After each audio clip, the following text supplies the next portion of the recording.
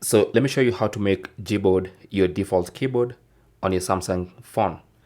So the first thing you need to do is go to the Google Play Store and install Gboard if you haven't already.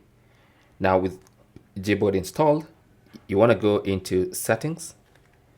Under settings, scroll down to general management. Under that, come here to keyboard list and default, tap on that. And then first of all, make sure Gboard is enabled. So it could be disabled by default after installing. So make sure it's enabled first. And with Gboard enabled, if you tap on default keyboard, you should see it in the list here. So select Gboard, and then now that's going to be your default keyboard on your Samsung phone. Thanks for watching.